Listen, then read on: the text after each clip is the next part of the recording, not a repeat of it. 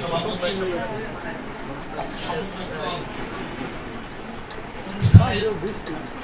প্রধান অতিথি, আপনাদের ভোটে নির্বাচিত আপনাদের নেতা, আপনাদের ভাই, আপনাদের বন্ধু, কালিহাতীর বড় মানুষের নেতা, জননেতা জনাব রহমান মতিন, উপস্থিত রয়েছে অনেক গুণী মানুষ।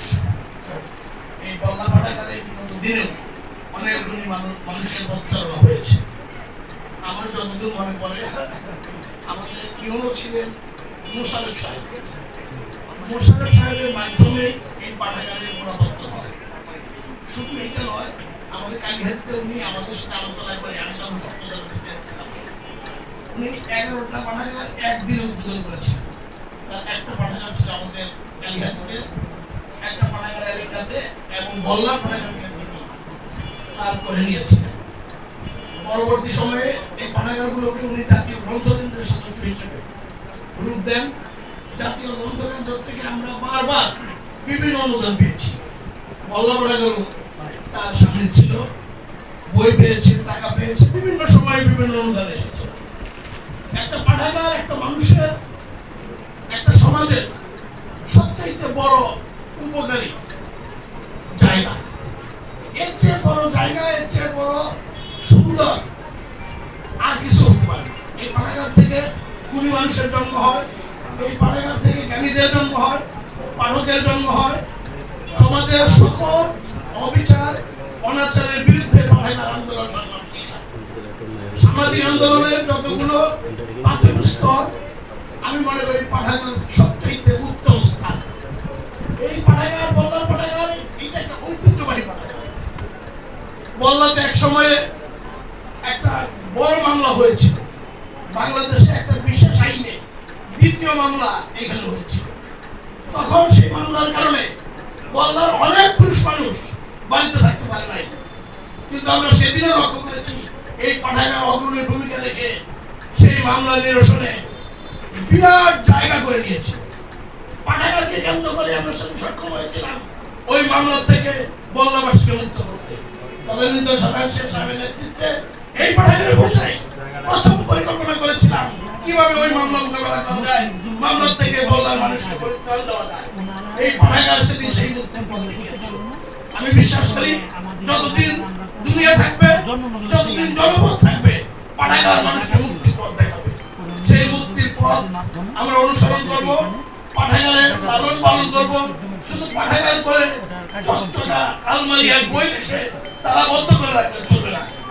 এখানে ভবনের আলোচনা বিভিন্ন সময় বিভিন্ন দল বিভিন্ন ভাবে করেছে। কেউ কেউ দলীয় স্বার্থ সামনে এনে দলকে দিয়ে এই ভবন করিয়ে দেবে, বল্লার মানুষকে স্বপ্ন দেখিয়েছে। সেই স্বপ্ন মিথ্যা হয়েছে। আমরা কোনো মিথ্যা স্বপ্নের সাথে মিথ্যা স্বপ্নের পেছনে করতে চাই না। তবে বিশ্বাস করি লুৎফর রহমান মতিনের নেতৃত্বে আগামী 5 বছরে এই জাতীয় সংসদের আমলে এই পাঠাগার তার রূপ পাবে এবং তার কাঙ্ক্ষিত পাঠাগারের জন্য আমাদের সরকার সচেষ্ট। তারেক রহমান সাহেব চাচ্ছেন ছাত্রছাত্রীদেরকে পাঠাগারমুখী করতে, বয়স্কদের পাঠাগারমুখী করতে, মানুষের কল্যাণে পাঠাগারকে মসজিদের মতো করে উপাসনালয় হিসাবে স্থাপন করতে আজকের সরকার বদ্ধপরিকর। সে কারণেই এই পাঠাগারের নেতৃত্বে যারা এসেছেন, আমাদের তালহা ভাই, আমাদের কামরুল সহ যারা রয়েছে, আমি বিশ্বাস করি সকল ভেদাভেদ ভুলে সামাজিক দ্বন্দ্ব থাকতে পারে, রাজনৈতিক দ্বন্দ্ব থাকতে পারে, পাঠাগার কেন্দ্রিক কোনো দ্বন্দ্ব দয়া করে পাঠাগার যাতে না আসে, স্থান না পায়, সেদিকটা খেয়াল রাখবেন।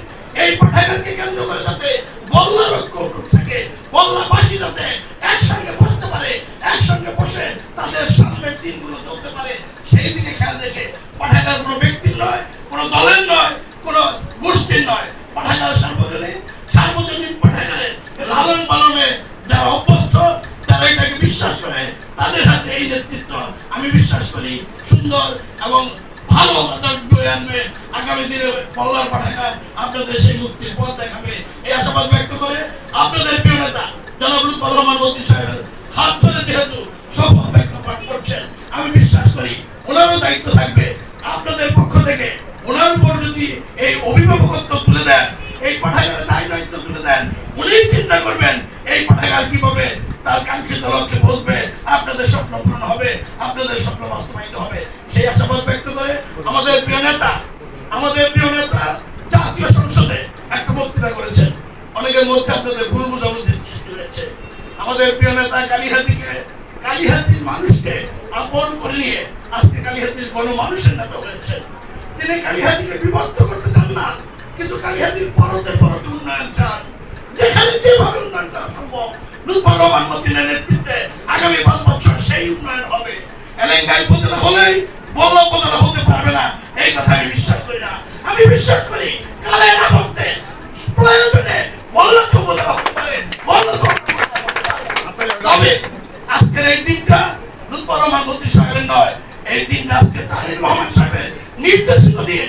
300 এমপি 350 এমপি রাত দিন কাজ করে যাচ্ছেন বাংলাদেশকে একটা ভঙ্গুর অবস্থা থেকে টেনে তুলে এই দেশটাকে আবার গতিশীল করতে। তার ধারাবাহিকতায় আমাদের নেতা দিন রাত পরিশ্রম করছেন। এলাকার উন্নয়নের কথা ভাবছেন তেমন করে যমুনা নদীর প্রান্তে গিয়ে আজকেও সারাদিন ঘুরে ঘুরে সেখানে ভাঙন তুলে জনতার পাশে থেকে আজকে সেইখানে নেতৃত্ব দিয়ে মানুষকে আশা সঞ্চার ঘটিয়েছেন।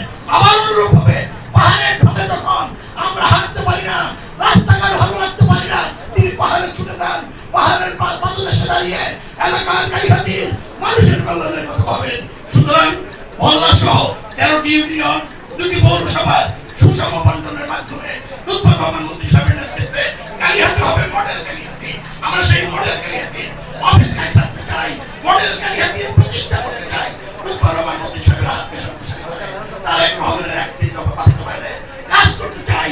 সেই কাজে আপনাদের সঙ্গী চাই, সাথী হিসেবে চাই, আপনাদের সহযোগিতা চাই। আপনাদের সহযোগিতায় আমরা আমাদের কাঙ্ক্ষিত বাংলাদেশ, নিরাপদ বাংলাদেশ গড়তে চাই। এই আশাবাদ ব্যক্ত করে সকলকে ধন্যবাদ দিয়ে শেষ করছি। আল্লাহ হাফেজ। বাংলাদেশ জিন্দাবাদ।